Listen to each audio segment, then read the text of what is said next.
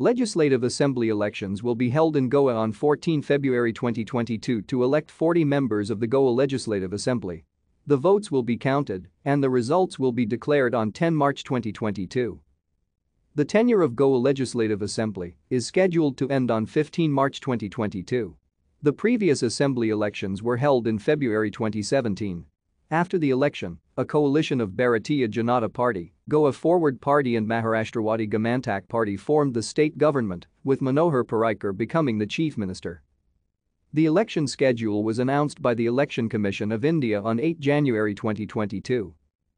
BJP has launched a movement to collect suggestions, Sankalp PD from all across the state, to prepare their manifesto for the assembly election. The Sankalp PD, which is flagged off on December 21, will travel across the state till January 5. While campaigning for the election, All India Trinamool Congress announced a proposed scheme where superscript 1,5,000 will be transferred to a woman in every family of the state. Thank you for watching.